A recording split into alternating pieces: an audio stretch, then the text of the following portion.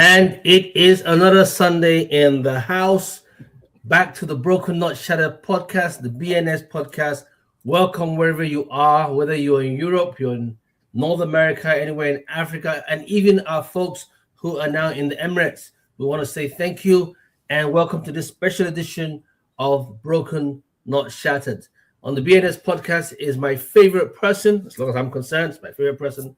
That's my brother, my friend, my confidant, and also my psychiatrist at the same time. Welcome to the house, guys. Dr. Ike Nauchi. Hey, Doc, how are you? Doing great.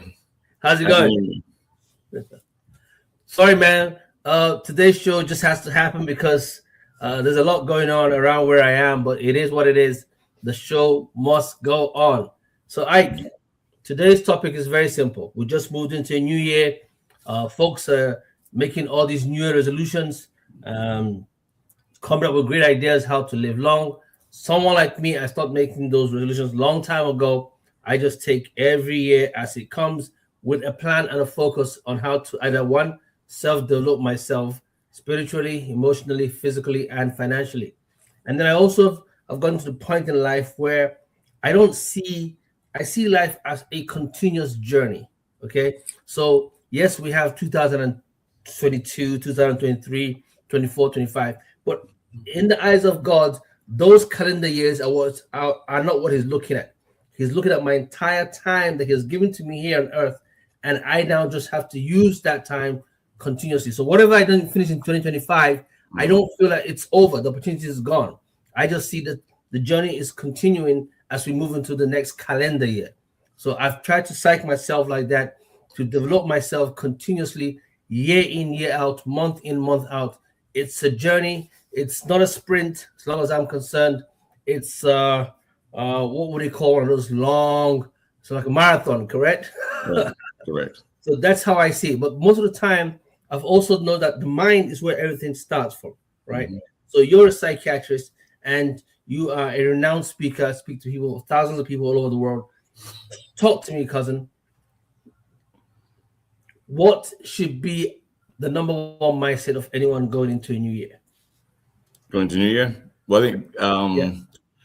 I think one thing we need to do is definitely learn to become our number one fan. Learn to make sure that we become our number one fan. And, Explain that. We say a lot of negative things about ourselves. Oh yeah, that's true. And there's something I learned when I was years ago when I was in high school that we say. I'm ugly, I'm stupid. Oh, my nose is big. But your nose is big, cousin. No, I know.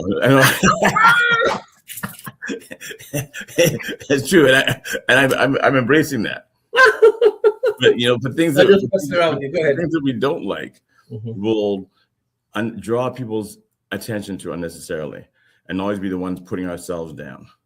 I don't, I've got a funny eye, or my legs aren't nice, and there's no need for us to say that. And I realized I kind of learned when I was in high school. This is a true story. So I'm in 11th grade in Toronto, Canada, in my high school, and at the age of 16, everybody gets you now get your driver's license. And I went to a school which was kind of they had a lot of rich kids in it. I wasn't one of the rich kids, but some of my schoolmates had got like brand new cars when they turned 16, like really nice ones.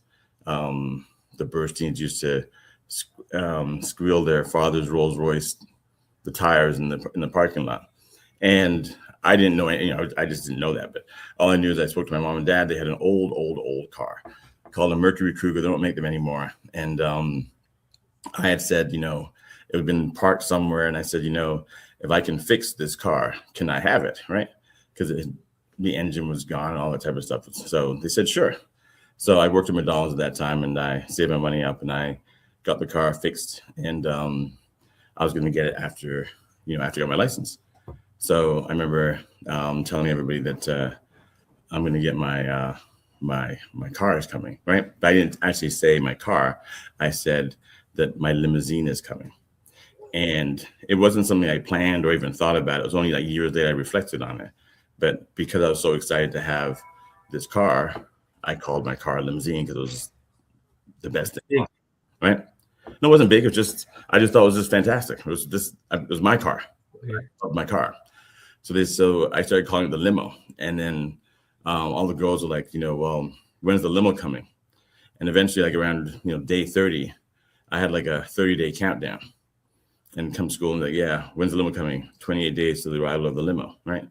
And in Canada, when I was growing up in Canada, and it's still the same way now, if you go to somebody's house, you take off your shoes, right? You can't walk to somebody's house with your shoes on. So I told people that, so I used to, at the time when my car couldn't move, I used to wipe it down with Armor All and shine the inside and clean it every single day, even though the car wasn't driving, right? I'd wipe the outside and put nice shiny stuff on the tires and so forth. And I decided and told people that, if you're in the limo, you can't wear your shoes. People said, yeah, you can't wear your shoes. And every lunchtime when I was in high school, a group of us used to leave at lunchtime and we'd go and get food off campus in everybody's nice cars. So they're all waiting for when my car arrived. And they said, when your car arrives, you want to ride in your car? So all the girls were saying, I said, sure. I said, but of course, you can't wear your shoes. Right.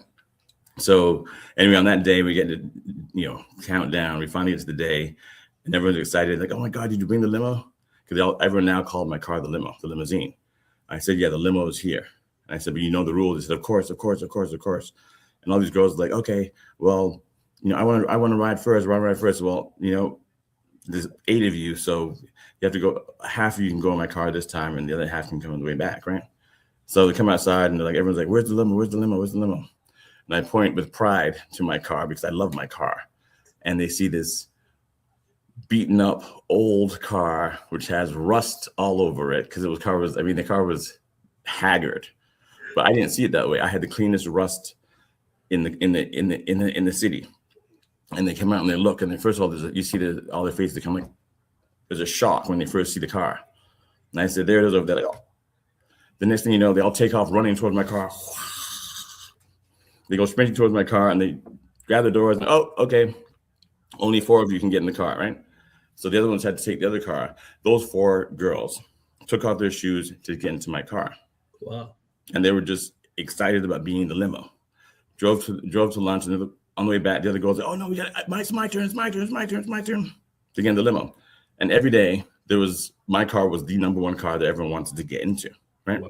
Into the limo, right? Meanwhile, my car was haggard, right? I think I found one picture of it. I don't have it right now, but I'll show you the picture of the limo. The limo is haggard.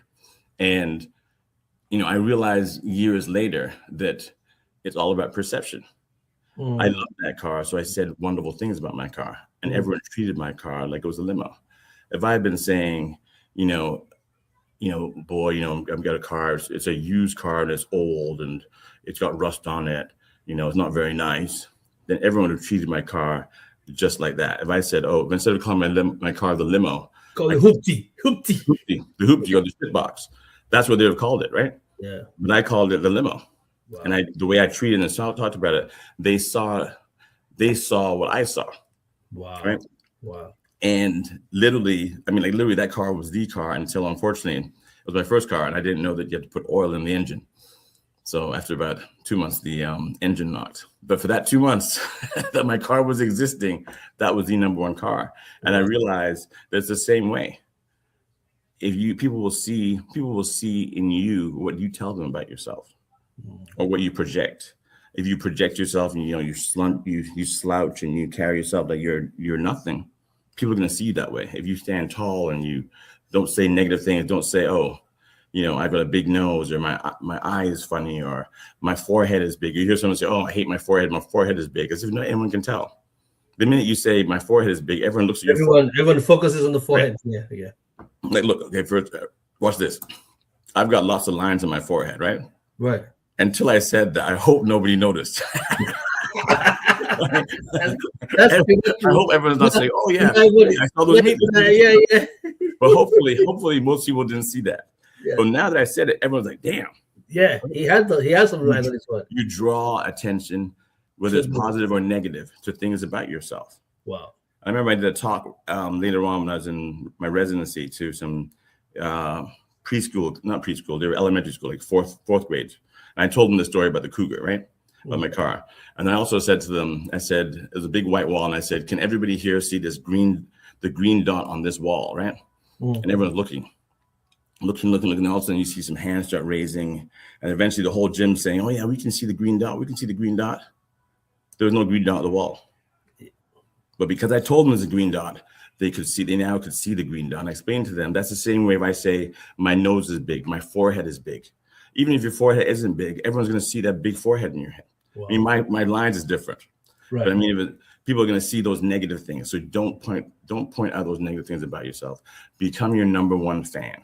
Wow. If you're going to say something about yourself without being arrogant, but always project a positive, good self and stop that negative self-talk. Stop putting yourself down. I completely agree with you, man. So the number one thing is positive self-talk. Positive. Got to be. You got to stay positive. You got to speak to yourself positively, and you got to testify of yourself to others positively, regardless of whatever is going on. I completely agree with you. So you have to be more. Unless you have lines on your forehead that people can see. Other than that. So what would be your number two thing then? Number two thing? Yeah. Trying to deal with some, there's, people get caught up on things from the past, right? And a lot of, of course, everyone's been through different types of situations, different types of traumas and so forth. And there's so many things that we blame ourselves for, or situations we blame ourselves for. We have to find a way to kind of recognize that we don't have, the only thing we have control over are there's only certain things we have control over. There's things we have no control over, right? Mm-hmm. And try to focus on the things that you can control. That you can't control. You can't control how people are necessarily going to treat you for the most part, right? Right. But you can control how you respond to that treatment. Whether you throw a tantrum, get angry, start breaking things, or go into your shell. So you got to kind of steal the narrative back from them, and you take control of how you want to handle the situation, and that will give you more power than feeling helpless, because the world, people and the world, the universe is going to do things to you that you have no control over, but you can't blame yourself for it. But you got to say, okay, well, I'm gonna respond in a certain way, in a positive way. Wow, that is so spot on, because in my own personal life, I've seen a lot of things like that happen to me, and I think it's a personal choice you have to make. It's a mindset that you have to also take in, that regardless of whatever comes your way, you're gonna find the best in that challenge or in that situation to make sure that at the end of the day, you come up with something on the positive side. What's the old adage? Give me lemon and I'll give you lemonade, something along those lines. Right. That's right. I'll make lemonade. Yeah, exactly. Right. Yeah. So again, and I know personally, and I know for you the same, that I have had some personal challenges in my life where people have actually counted me out, you know, like they felt, he's knocked down, they're out for the count, they start counting 1, 2, 3. So while I'm down and they're counting to count me out, I am counting to bounce back up. Right. There you go. Right. So I'm there taking a breather at every little count. You're counting saying it's all over. I'm counting saying at the count of 8, I have to be back on my feet. If nothing else, on my knees, right? Because by 9, I'm on my feet. Right. So you're counting. So I'm taking this whole situation that looks negative. You just dumped on me, or I've dumped on myself, and I'm saying, we're gonna turn this around. We have to 100%. 100%. And that's what life is all about. Is taking those challenges and turning it around and saying, you know what, I'm gonna do it. And I know, because of our relationship, we're cousins. I know that you've been through things, I've been through things, and that's the thing that kind of gets you through one step at a time. Just knowing that no matter what it is, you're gonna change the narrative and make sure there's something positive always. Wow. Just the thought as you were saying this, right? And I know I might get some backlash from the younger folks who watch our podcast, but do you think that the kids of this younger generation have that same tenacity in them, or have they grown up in a way where everything is so microwavable, so quick, so fast that they don't take time to process things, and when things come, they just want to check out. Is it me, or is it just the world that we live in, that the younger generation? I think it's not just you. And being of your generation, I feel the same way too. I'm sure the young kids don't feel the same way. And it's funny because I think our parents also felt the same way about us. They always felt that they had things harder than we did. Which is true, though. Which is definitely true. Definitely true. I mean, my father used to talk about how he walked, how many miles to school every day with the bare feet. and that could be true. True. Yeah. It's true. And then, in Nigeria, I always asked, my dad would say how he came first in his class. And then I remember speaking to everybody else's father. And they came first. Who came last? Did anybody come second? Did anyone come second? Everyone, not even or third. Everyone came first. Oh, yes, I was the. But I guess they're telling you a narrative at a certain point in time, but everybody came first, right? But yeah, I do agree with you that I think that, this generation is definitely softer than we were, because I think we definitely suffered a lot more than they did. Although, of course, that's, it's all relative, and I can't, judge everybody, and everybody has their own situation. But I think definitely things come a lot quicker, a lot faster, with all these things like AI, internet, and so forth and so forth. Everything's just quick. They don't have to wait for anything. It just comes. And we continue to create things that make people's lives easier. And I think in the last 20 years, things have just flown by. And then, well, now here in the U.S., they're trying to change laws and make things difficult, but things were getting much, much easier and better for a lot of people in society.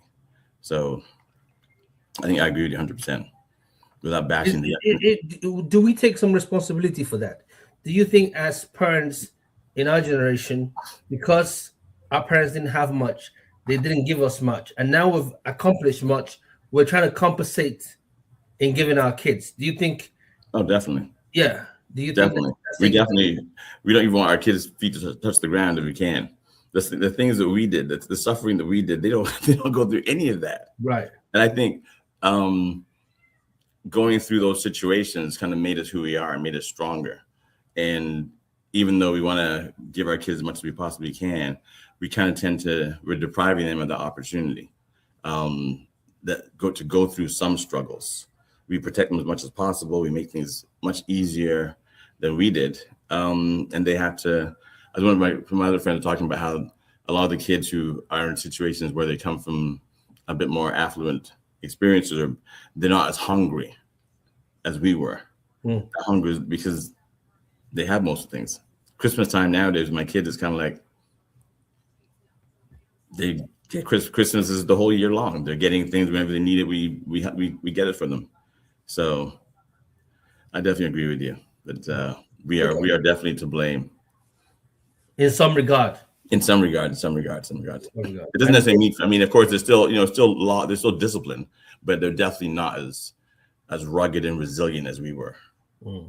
In most cases, and I know there's some cases where some child is watching us now saying, "Hey, that's not my story. I've had it rough," and I agree. There's some kids out there who definitely had it rough and whoever, but generally speaking, especially in our community, we'll say there's a lot of kids who have just had an easy walk in the park. Let's go back to the mindsets we were talking about. You mentioned something about trauma. I know, but just for the sake of our audience, what would you, if you were to say in layman terms, what is trauma, and what kind of impact does trauma actually have on an individual? Wow. That's a good question to catch me on guard with. But you're a psychiatrist. I was like, gosh, I must know everything. I must know everything, of course. So let me give you, trauma, and this would be emotional trauma, would be, I guess, anything that negatively impacts somebody, to the point that it actually,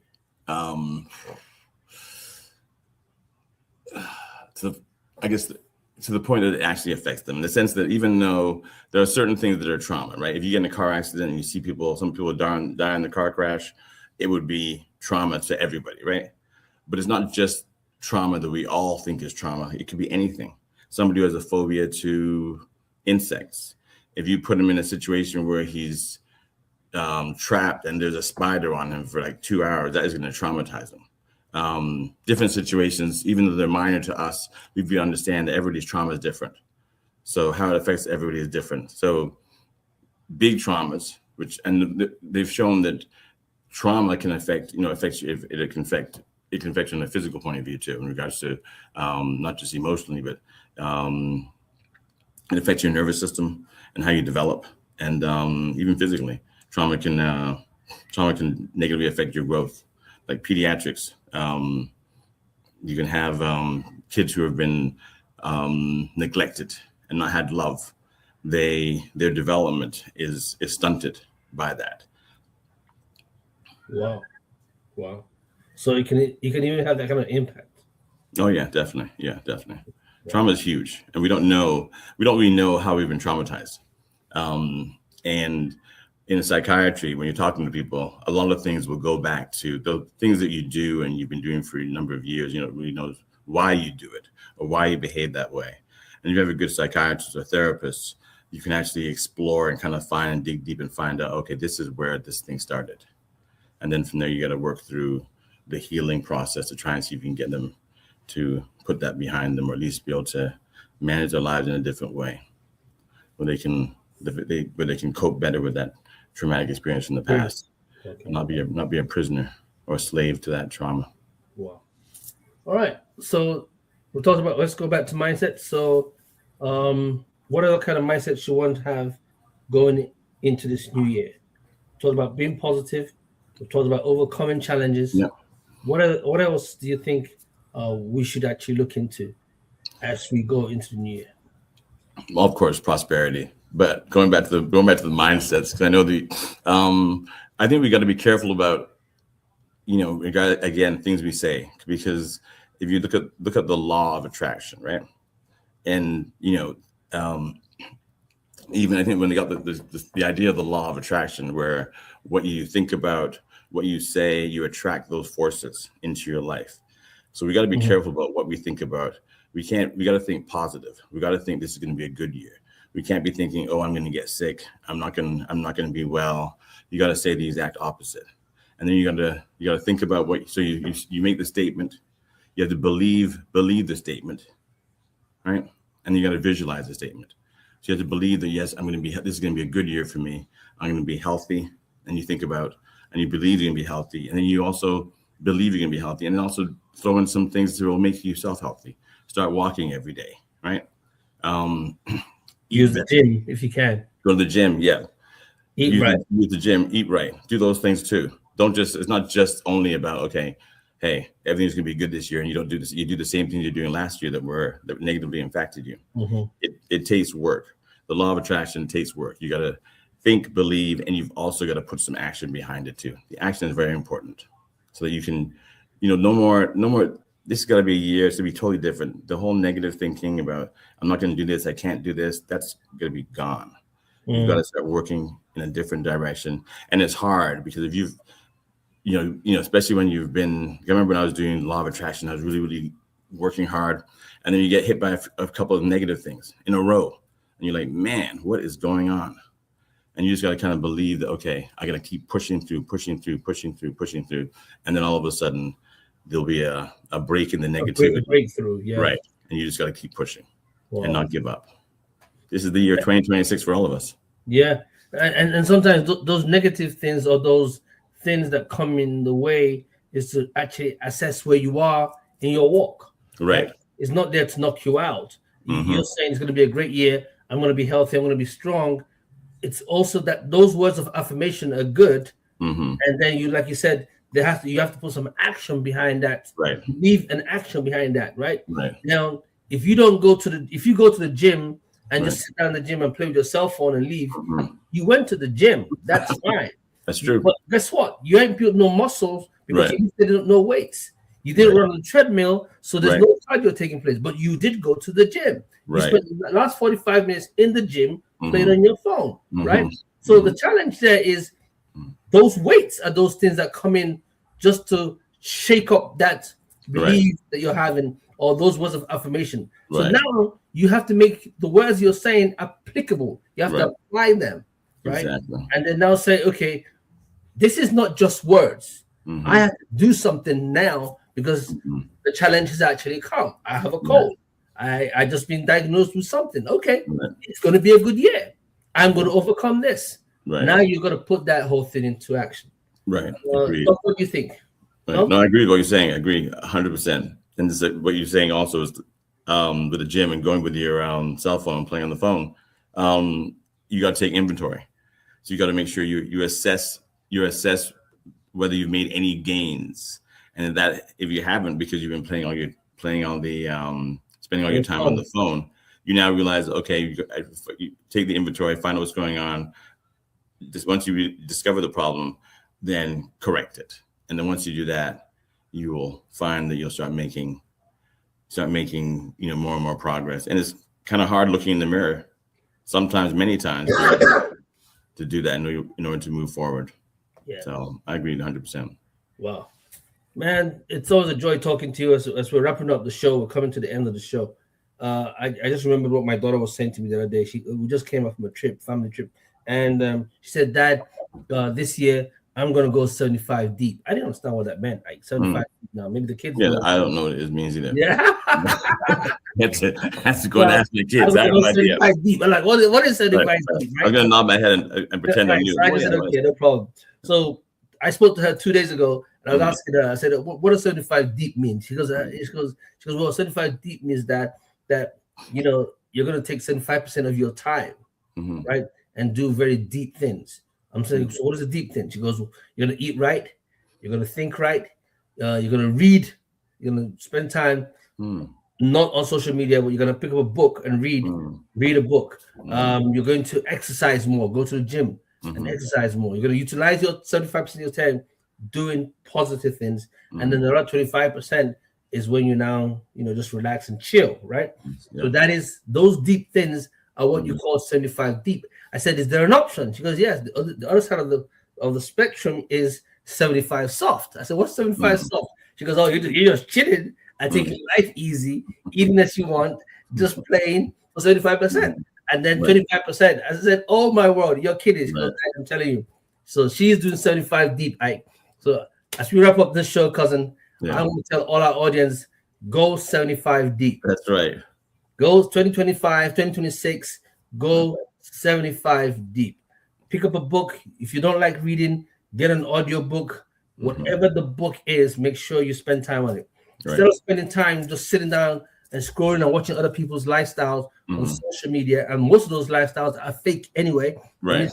I'll say it again, they are fake anyway, so don't believe everything you see. Especially with the world of AI, you can pick up your social media, you can pick up your laptop and learn a new skill. Learn how to use AI beyond ChatGPT, right? There's a lot out there you can do.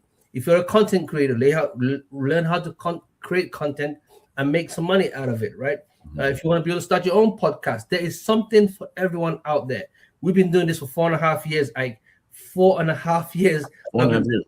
The same thing. Every Sunday, like clockwork, sick or not sick, healthy or not healthy, I show up. Look at today. With all these challenges I had, I said, this show has to go on. And here we are wrapping up our podcast, second podcast for the year. So I want to thank everyone who's paying attention. Let's go 75 deep. Spiritually, 75 deep.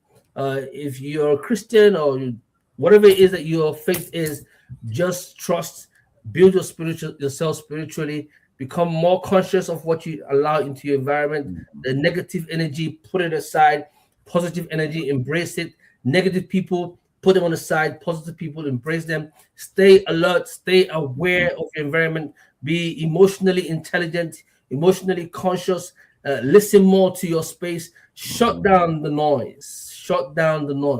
And help build yourself spiritually. This is the year that a lot of us are going to have tremendous breakthroughs. I declare it. I've been saying it from day one. But the key word that I received while I was out in Dubai is intentional. You have to be intentional. So to get those positive results you want to get, whether you're in Japan, you're in Nigeria, you're in North America somewhere, in Washington, D.C., wherever you are in the world, or in London, England, you have to be intentional. That's the key word for Felicia. Dr. Ike, thank you for your time. Pleasure. Man, always a joy to have you share some heavy stuff and some light stuff at the same time. The story about the limo is the ultimate story for the year. I will tell that story very soon. Story. One of my speaking engagements, because I can tell those girls at 16 running around taking off their shoes actually believed that was the car to be in. That was the limo. Yeah, they did. Yeah. And whatever you say about yourself, that is how people are going to see you. Even when you speak negative, if you put yourself down all the time, people are going to speak to you. But listen, a friend of mine, Robert Attu, he always says, people will talk. Forget about what people have to say about you. Focus on what you say about yourself. Exactly. That's it. 100%. That's it. Focus on what you have to say about yourself. Yeah. That inner voice that says to you, you don't belong here. You can't do it. You don't have what it takes. That's the voice you need to shut down. Right. There was an animation that came out some years ago called Inside Out, right? I recommend that everyone else should go and watch that. Inside Out. Yeah, it's called Inside Out, and then there's called Inside Out 1. I think there's now Inside Out 2. And I hope that's the right word, Inside Out. But yeah, it's an animation about the kind of emotions that we have, and what speaks to us, and what fear does to us, and what inspiration does to us. Whatever it is, just listen to that voice. And if the voice is not saying what is right, shut it down. You can start telling that voice, you do not have control over my destiny. I am speaking what I want. And after a while, the voice just has to comply and make necessary adjustments. Agreed. 100%. Yeah. All right, Dr. Ike, thank you so much for your time. My pleasure. I think the drop-off question I had last year, because there's something we do every session, we have someone who gives us a drop-off question. The drop-off question the last guest had was, how do you overcome personal challenges in your space? That was a question, I think. So they don't know you were the one coming in. That was a general question. How do you overcome personal challenges in your own world? And then after that, Dr. Ike, you're going to have the last word by asking the next guest what your own drop-off question is, whatever it is you want to ask them. All right, 1 minute. Okay. I think how I come challenges in my own space is, again, like I said, taking inventory. I want to make sure I kind of identify the things I can control in the narrative, as in whether it's something that I have no control over, make sure that I'm able to respond to it the way that I want to respond to it. And that gives me back control. And also knowing that I got to push forward, that life is tough, and that the most important thing, what I've learned in my 61 years of life is that the key to success in life is not giving up. So whatever it is, I'm going to push through. I'm not going to give up. I may lean on those people that are really, really close to me. And if not, I'm going to do it. I'm going to do it for myself. I'm going to dig deep and make sure that I can get over it regardless. I'm not going to give up. Awesome. And what will be your last question? What is the question you want to ask our next guest, whoever the person might be? Whatever it is, doesn't have to make sense. I guess, who are the most important people in your life? Wow. And what do you do on a daily or weekly basis to honor them and make sure that they know that they are important? Wow, that's a good question. And I'm going to ask that question myself and see if I can make sure that I do that too. Who are the most important people in your life, and what do you do on a daily basis or a regular basis to make sure you honor them? Wow. Dr. Ike, that's a powerful question. I hope our next guest will be able to answer it. As we wrap up this show, we want to say thank you to all our audience who have been with us over the years, and just those who have started joining us. Now we've got almost 25,000 subscribers on our platforms. I'm telling you, just like before I knew it, it is here. The Broken Up podcast is now become a reality. You can put a plug in for me that I will be starting in February, the check-in with Dr. Ike. It'll be all about mental health. Okay. Now all our audience just heard that. So accountability. Dr. Ike is saying that come February, what day, Ike? February 1st. February 1st. Yeah. He's starting his podcast called YouTube channel, etc. Okay, and it's called Check In with Dr. Ike. Yeah, the check-in. The check-in. Okay, yeah. Good. So I want to be one of your guests. Hopefully, you can have me to come and check awesome. in. That's great. That'd be great. All right. That'd be great. All right, man.